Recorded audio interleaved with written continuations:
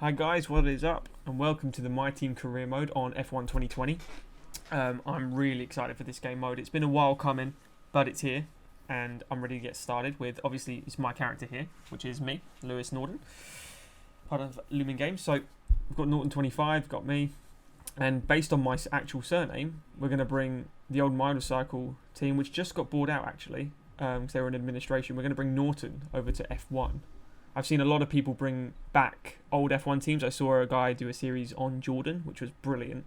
But we're going to do Norton, so same similar pattern, just one name, McLaren, Haas. No extra racing point, no motor works, no nothing at the end of it.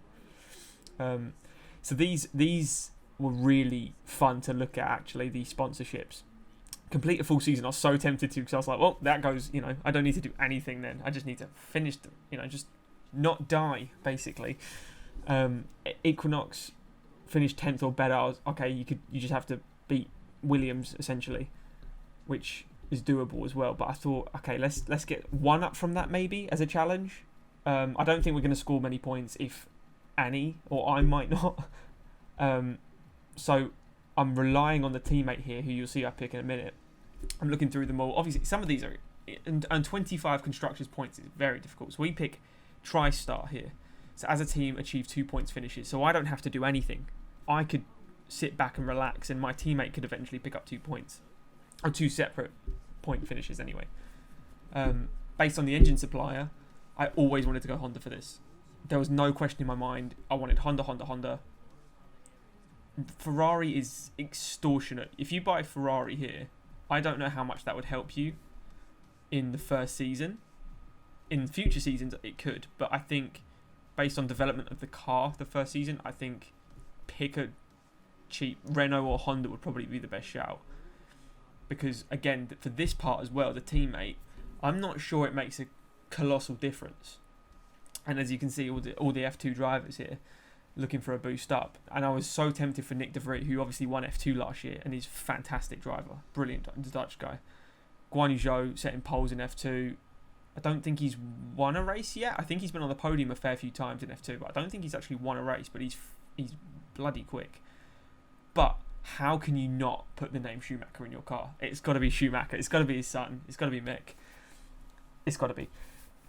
As for the livery, however you say it, or wherever country you're from, I was thinking blue and grey, because old Norton motorcycles are grey, silver, they're black, neutral colours, to be honest. Modern ones have kind of got a nice trim on them, where they're like black and gold trim around the side, kind of like Haas car last year. Really, really good looking. But what I actually go for ends up looking like Spider-Man, which was just like Union Jack colours, essentially, just red, blue and white.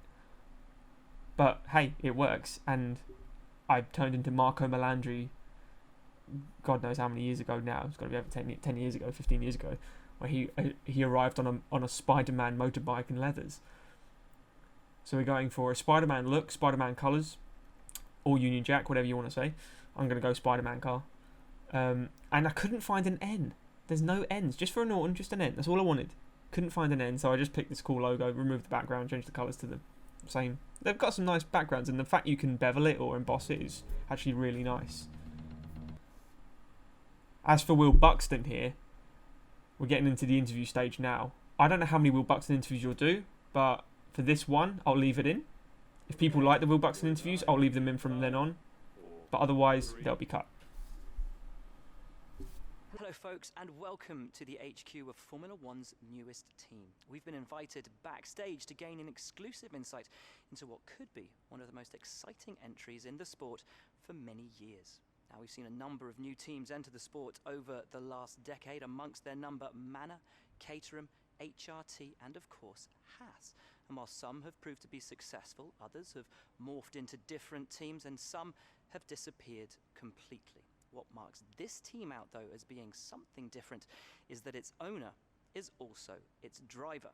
Now, there's a rich history of that in Formula One too. Sir Jack Brabham, John Surtees, Graham Hill and Bruce McLaren all drove their own cars in the sport, but it has become increasingly rare in recent years. What's very special about this team, though, is that while the team itself is new to Formula One, so too is its driver and owner. whatever happens this season, you've already made the history books. Tell me, do you feel up to the mammoth task of both managing and driving for a Formula One team?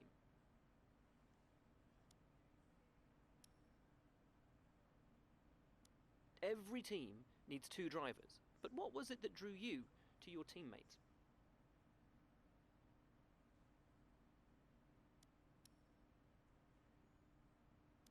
No one aims to finish bottom of the table. Who's the team you're aiming to beat?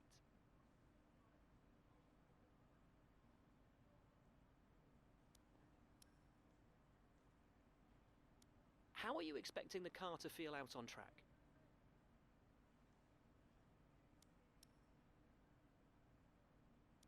The other teams now have years of experience, both on and off the track.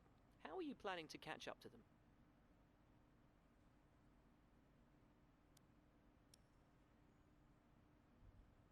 Overtaking is a key part of this sport. How have you ensured that your car can take advantage of each opportunity that comes your way?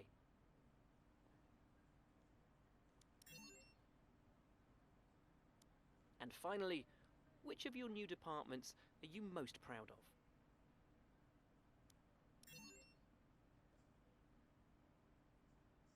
Well, that's about all we've got time for here. We will see how this fledgling team fares in its first Grand Prix.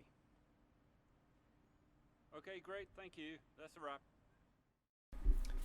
So here we are after the interview, and we're looking through the facilities, and I just wanted to click through and scroll through a few just to see how much it costs to actually do a permanent upgrade to your facility, which there is a lot of things to do, which I'm loving. And I think we've got 1.3 million there, but they're all 2 million minimum, really.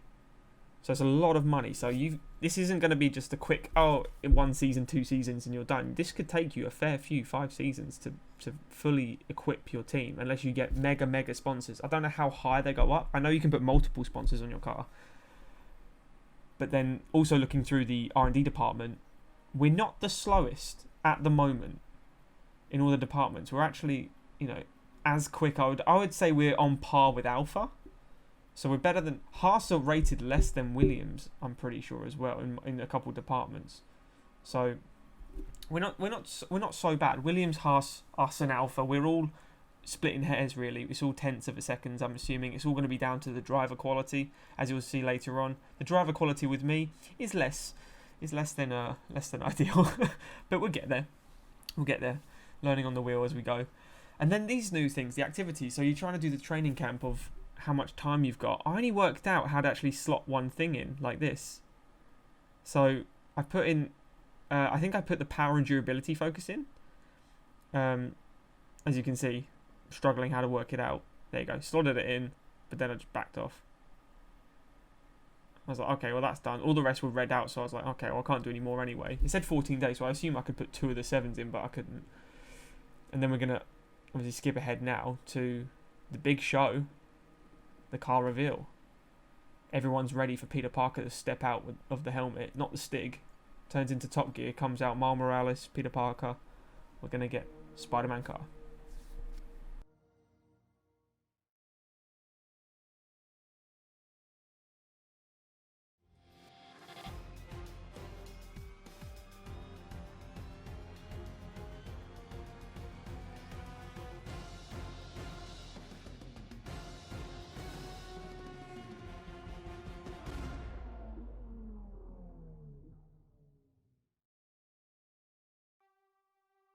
And after that lovely car reveal, we go to, I think I do more R&D here. Yeah, so we go back onto the R&D department because suddenly I've got 615 resources. You get weekly resources, which is fantastic. So up there, we just put the roll dampers on, doing some more chassis upgrades there. Getting things done just before the first weekend. So hopefully by the second weekend, we've actually got a couple upgrades. Now, they're all about 30 to 40% failure rate. So they're quite high failure rate as we go into free practice here. Just showing 1 free practice as well. I'm not going to make a habit of showing practice because it's the same thing, to be honest. I think people would rather see just a hot lap of qualifying and then the race. Again, if I'm wrong, let me know if you like to see the practice, but you're going to see my first game. This is the first F1 game I'm not going to be using the lines on, the cornering lines. So if you see me miss a braking point and stuff, it's me like that, for instance, around the corner.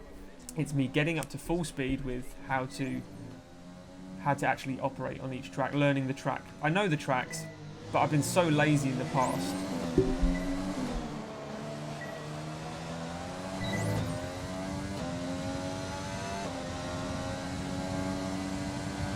As we fly down from the final practice part, doing the accumulation, I believe, we get all of them. I think I missed 1 or 2 on each of the laps, but it does help doing just these on each track, just to get my braking points a little better. They're not fabulous, but they are getting there. As we hit with the DRS and come down the straight, I forget to use the ERS mode as well. We use the DRS obviously. We complete the session and we jump straight into qualifying here. No loading, no nothing, just straight into qualifying on the flying lap here. We're going to start the flying lap straight with DRS, hammering it down the back. Will he hit the braking point on time? No, he doesn't. Just a bit too soon. Getting better though, and you'll see where we make up all the time in the next clip.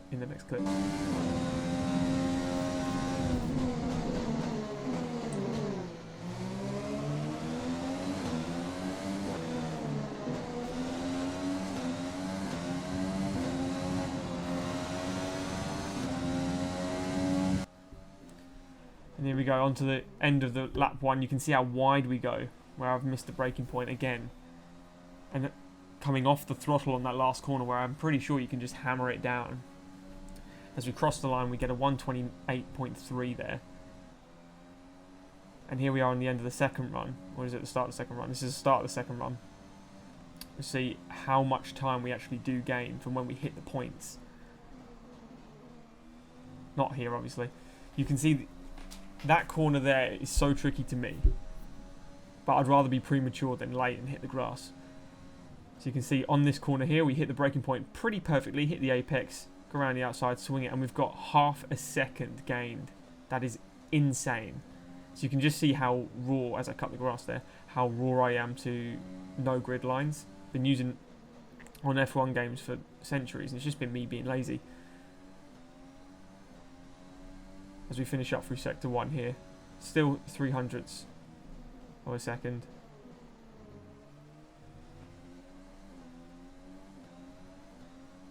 As we approach the final end to the sector, you can see not wide there again. Nice smoother outing, half a second up, goes down to 3.3 there. As we cross the line, currently 21st, we go 19th. As we finish qualifying, Hamilton pole, Charles Leclerc and Carlos Sainz in the McLaren there, and we do beat our teammate. Just, but it's all close at the back here. As we enter.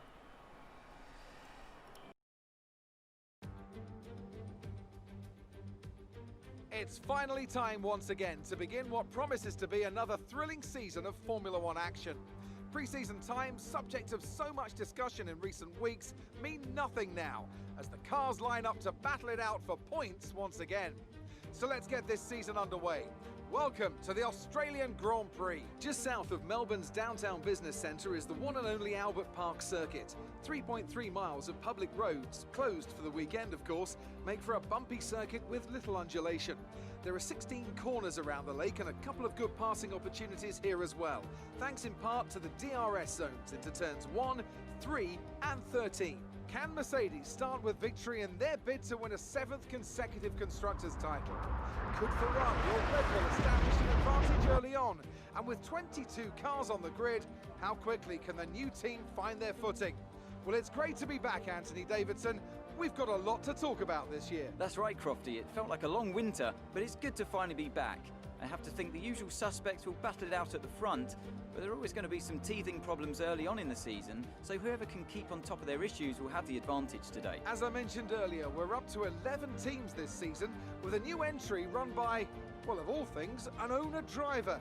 That's something we haven't seen in this sport since Hector Raback over 4 decades ago.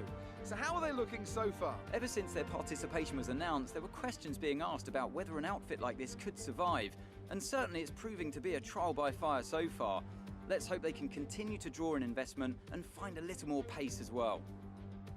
It's time to see how our drivers are stacking up after yesterday's exciting qualifying session. An immense lap from Lewis Hamilton yesterday puts him on pole position, and it's Valtteri Bottas that completes the front row. Looking down the rest of the grid, we have Leclerc, Vettel, Max Verstappen and Albon, Ricciardo, Ocon, Norris and Sergio Perez, Sainz, Stroll, Daniel Kvyat and Raikkonen, Giovinazzi, Grosjean, Kevin Magnussen and Lewis, Russell, Schumacher, Latifi and Pierre Gasly picks up the final grid slot today. And now it's time to head down to the track.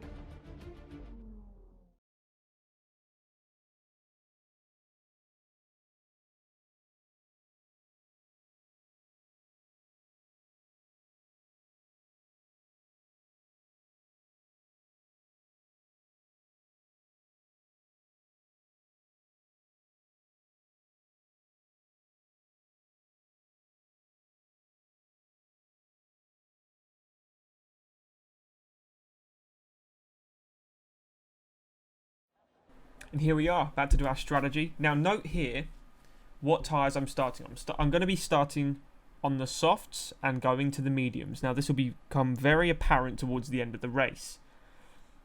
As you'll understand, frustration builds up. But not entirely, it is what it is. But soft to medium, I think that's going to be the best strategy for us at the back. Try and pick up a few places at the start. Change over. Hold up. As you start here for the first race, the Australian Grand Prix. We've got 5 red lights, holding up the revs. And away we go, and we get absolute rocket start as we shoot past Grosjean. Straight, both Haas's actually, shoot past Grosjean and Magnussen as we go dive down past Raikkonen and get brake checked by Giovinazzi and see a bit of carbon fibre fly off. And then get re-overtaken by Grosjean. Frenchman takes us back. As we fly down the straight here, we're going to try and re-overtake with a big dive bomb down Grosjean. But as we cut the corner, which isn't really allowed, we actually did collide. I think that was with Raikkonen. So 2 collisions already. One with Giovinazzi that knocked my carbon fibre flying. And instantly I can feel the car is not moving correctly. And I do have front wing damage. I know it. So as we see here, you just see the carbon fibre spin off there towards the Stewart. See both Haas's, one gets past me again as I return the favour down. Still holding on apart from Magnussen. Stuck behind Grosjean. I say stuck behind. He beat me fair and square there. As I collided into Giovinazzi. As we dive bomb back against Giovinazzi. Slot in. Perfect. Thank you very much. Leave that door open. Slot in behind Raikkonen. And away we go. And we're going to see down the back last 2 corners here how I'm really struggling to get this car turned, and it's only lap 2. It's the start of the race. ERS on. Try and get within that DRS range for next lap within Raikkonen. Hammer it down. It's no use at the moment. That wing damage is severe. You can see there, just I cannot get it past that corner. Or any corner for the matter of fact. So you slow down long enough, cut the gravel again, having to do it. Having to slow right down for these corners. This wing damage is only minor, but it's affecting the car so much. As you get nice footage here, sparks flying from the 2 Alphas. As that Spider-Man car sneaks up, trying to get behind the Iceman himself. There's more sparks, perfect. Beautiful shot. So we come into the last 2 corners and just squeezing that wheel to the left. And we've got DRS now, thanks to the ERS, getting us in between DRS mode and using ERS. Try and burn some of that energy. Don't lose Raikkonen too much before our pit stop. I believe our pit stop opens maybe window 6. Lap 6 rather. Window opens in lap 6. As we try and, at the end of lap 5 here, still showing you how we're just in range of Raikkonen. It's going okay, considering we have wing damage. I'm not expecting to be near the top 10 for a long time. Maybe necessarily half the season. If we do, it would be due to damage, luck, pit stops, genius. It's got to be safety car build up. As you can see, we're really struggling to get around these corners here. trying to catch up with Raikkonen, but on sector 2 is where we lose Raikkonen.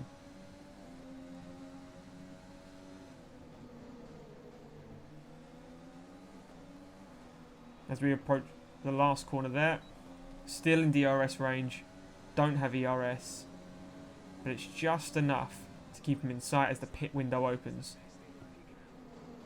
Now note, when we approach the pit stop, as we do here, as we do second to last corner, coming for the pit, straight behind Raikkonen as well, so it's a good strategy, it's working for him.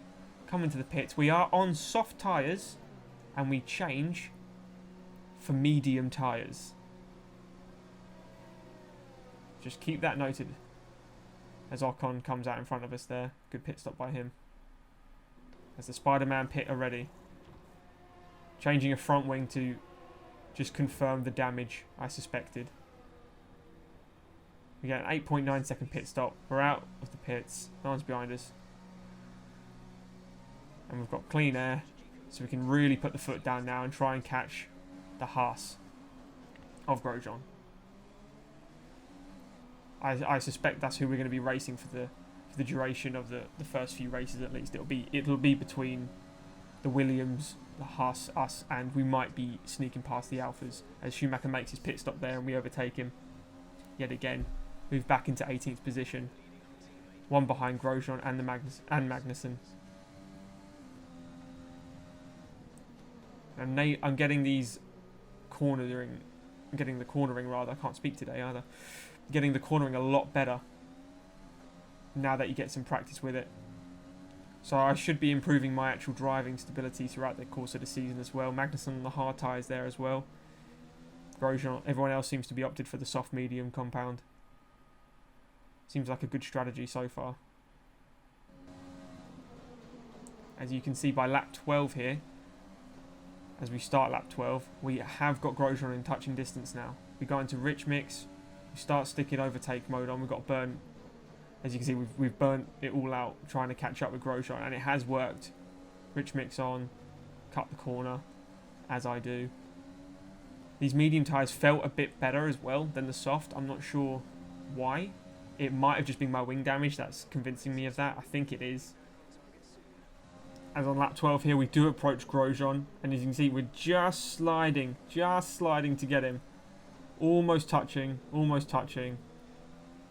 Go onto the curb a little bit as we come into the second last corner, and you can see, oh!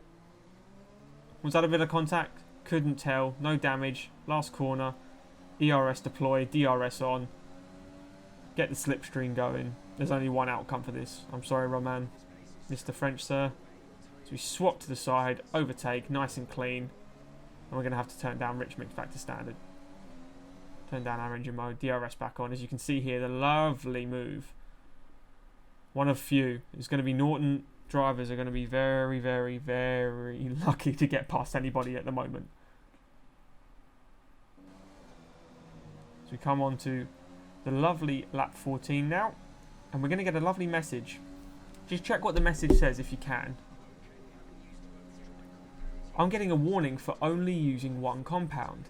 It's saying to switch to come in and switch to a soft or a hard. Now I think this is a glitch in the game, so I put it to the test here. As you'll see, I come in, I call the bluff, because if I pit, I'm going to end up last. So I was like, okay, let's call the bluff, because I'm out of the points anyway. Drive straight down for lap 15. And what an absolute farce this is, I get disqualified. Makes no sense to me why I got black flagged, but unfortunately that is how it ended. Valtteri Bottas wins, Lewis Hamilton and Charles Leclerc on the podiums. And I get a disqualification while Magnussen, I'm pretty sure, blows his engine. So he also DNFs. Mick Schumacher finishes 19th, not last, above the Williams. So that's a positive to take. I guess we're faster than one car. But if you have enjoyed this video, please like, smash the thumbs up, subscribe to the channel, and we'll be back for part 2 in Bahrain. Thanks, guys.